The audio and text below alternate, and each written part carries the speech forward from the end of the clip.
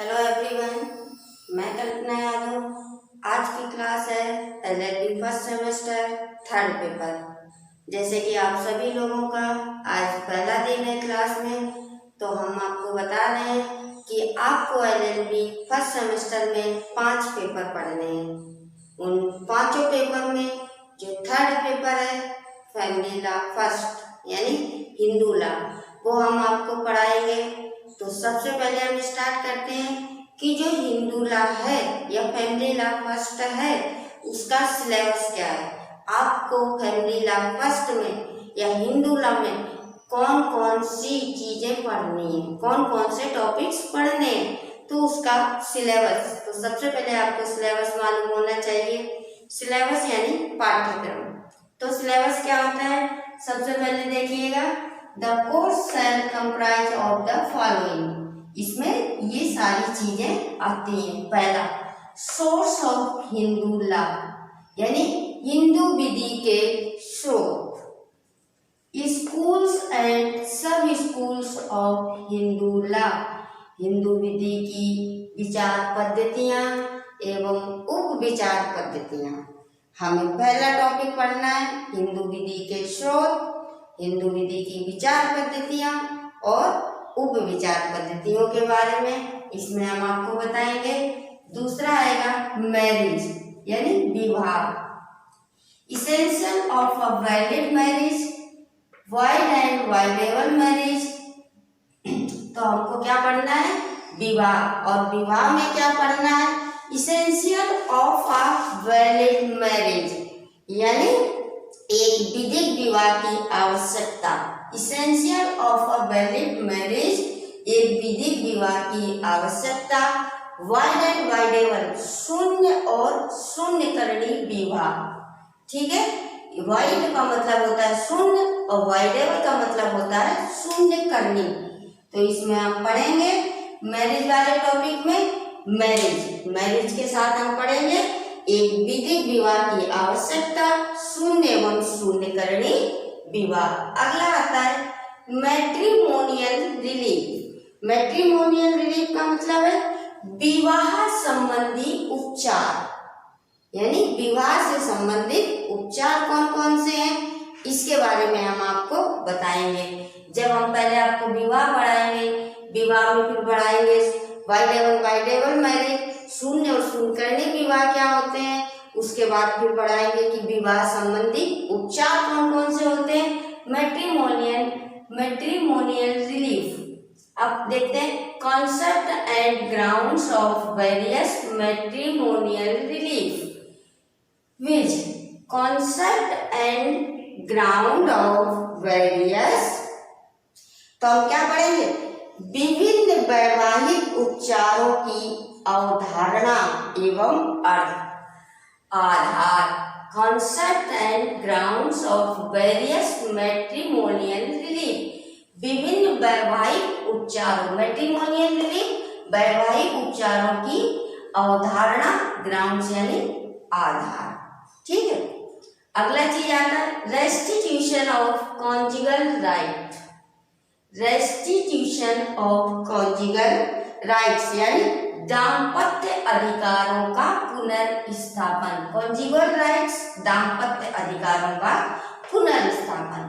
Judicial separation, इसी में हम अगला पॉइंट पढ़ेंगे जुडिशियल सेपरेशन, इसका मतलब न्यायिक पृथक्करण। अगला पॉइंट है न्यूलिटी ऑफ मैरिज यानी विवाह की आकृत्यता, कि विवाह की आकृत्यता क्या है। जुडिशियल सेपरेशन में हम पढ़ेंगे कि न्यायिक पृथक्करण, न्यायालय के द्वारा विवाह का पृथक्करण कैसे होता है। अगला डाइवोर्स, विवाह विच्छेद या तलाक। डाइवोर्स को बोलते हैं विवाह विच्छेद या तलाक। अगला आएगा लेजिटिमेसी, धर्मजत्व, इसको क्या बोलेंगे, लेजिटिमेसी यानी धर्मजत्व। Legal status of children born and voidable marriage. Legal status of children born of void and voidable marriage, शून्य एवं शून्यकरणी विवाह से उत्पन्न बच्चों की विधिक स्थिति, लीगल स्टेटस। जब किसी पक्ष का शून्य और शून्य करने विवाह होगा तो उस विवाह से जो बच्चे पैदा होंगे, ये बच्चों का जो जन्म होगा, उनकी विधिक स्थिति क्या होगी, इसको बोलते हैं धर्मजत्व। धर्मजत्व के बारे जब हम पढ़ाएंगे तो उसमें चीज पढ़ाएंगे। अगला आता है एडॉप्शन। एडॉप्शन क्या होता है? दत्तक ग्रहण करना। जब किसी को कोई भी व्यक्ति कोई पुत्र या पुत्री को दत्तक ग्रहण करता है तो उसे बोलते हैं एडॉप्शन। दत्तक ग्रहण करना, गोद लेना। ठीक है। अगली चीज आएगी Hindu minority and guardianship act 1956। Hindu अवयस्कता और संरक्षता अधिनियम 1956। Hindu minority and guardianship act 1956 को बोलते हैं हिंदू अवयस्कता और संरक्षता अधिनियम 1956। इसके बारे में पढ़ेंगे। अगला आएगा लॉ ऑफ मेंटेनेंस, यानी भरण पोषण की विधि। भरण पोषण क्या होता है? जब पत्नी पति से लेती है, या पति जो पति को भरण पोषण देता है, माता पिता का भरण पोषण होता है, अवयस्क पुत्र पुत्रियों का भरण पोषण होता है। तो इस तरह से जो भरण पोषण होता है उसके बारे में हम पढ़ेंगे। Hindu adoption and maintenance act, law of maintenance में हम पढ़ रहे हैं भरण पोषण। तो इसमें पढ़ेंगे Hindu adoption and maintenance act 1956, Hindu भरण पोषण अधिनियम 1956।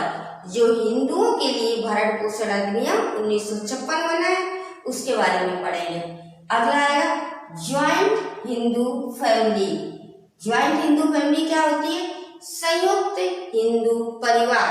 जो हिंदू परिवार होते हैं, अगर वो ज्वाइंट परिवार है तो उनमें क्या आएगा? मिताक्षरा एंड दायभागी। ये आपको दो विधियां पढ़नी है, मिताक्षरा के अनुसार और दायभाग के अनुसार।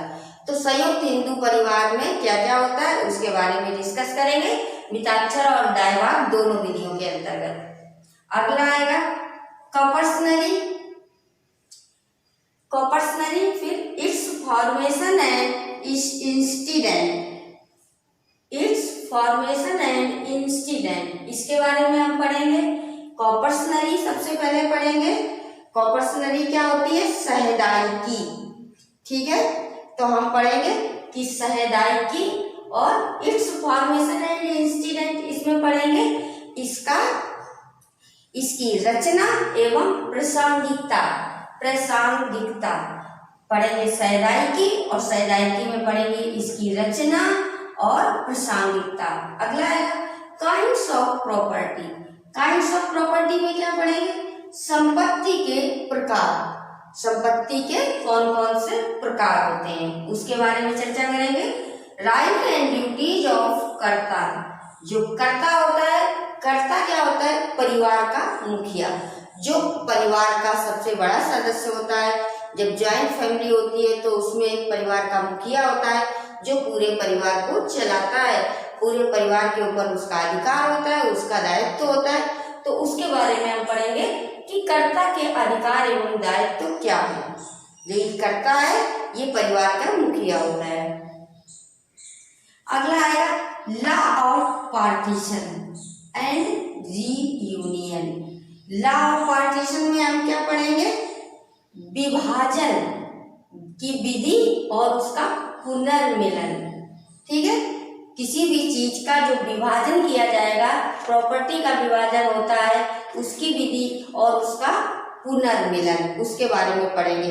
तो हम इसको बोल सकते हैं विभाजन law of partition and reunion, विभाजन और पुनर्मिलन। नेचर ऑफ पार्टीशन में पढ़ेंगे विभाजन की प्रकृति, इसको बोलते हैं विभाजन की प्रकृति। जो विभाजन होगा तो उसकी प्रकृति क्या होगी? Partition how effect and reopen. Partition how effect and reopen.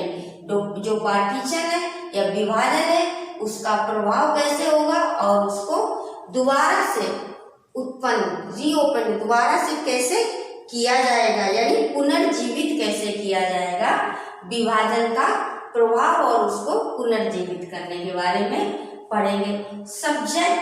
Subject matter of partition, subject matter of partition यानी विभाजन की विषय वस्तु।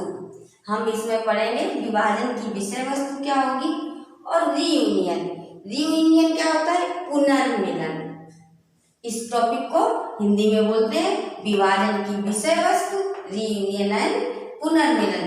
तो जब हम इस टॉपिक को पढ़ेंगे तो इसके बारे में हम बताएंगे कि विभाजन और पुनर्मिलन क्या है, विभाजन की प्रकृति क्या है, विभाजन को कैसे दोबारा से पुनर्जीवित किया जा सकता है, और उसके बाद पढ़ेंगे विभाजन में विषय वस्तु क्या है, किस चीज को लेकर विभाजन हुआ है, और उसको पुनर्मिलन कैसे किया जा सकता है। इसके बारे में जब इस टॉपिक को हम पढ़ाएंगे तो इनके बारे में डिटेल में चर्चा करेंगे। अगला आएगा लॉ ऑफ सक्सीशन। लॉ ऑफ सक्सीशन यानी उत्तराधिकार विधि। उत्तराधिकार विधि, जो उत्तराधिकार विधि होती है उसका मतलब किसी भी व्यक्ति का उत्तराधिकार कौन होगा, तो ये उत्तराधिकार से संबंधित है। जिस तरह आपने देखा, जानते हैं कि पिता की संपत्ति का उत्तराधिकारी उसका पुत्र होता है या कोई और हो सकता है, उसके बारे में उस विधि में आपको पूरा डिटेल में बताएंगे। तो ये जो आपका पाठ्यक्रम है, ये सिलेबस है, ये सिलेबस में जितने टॉपिक्स दिए हैं फैमिली लॉ फर्स्ट या हिंदू लॉ में, हम आपको ये पूरे इस सिलेबस के अकॉर्डिंग पढ़ाएंगे और इनमें हर टॉपिक को डिटेल में चर्चा करेंगे। हम कल से आपकी जब हम नई क्लास स्टार्ट करेंगे तो सबसे पहले हम आपका पहला topic source of Muslim law, इसके ऊपर चर्चा करेंगे। तो आज आप लोग सिलेबस नोट कर लीजिएगा, कल से आपकी नई क्लास स्टार्ट होती है। तब तक के लिए धन्यवाद।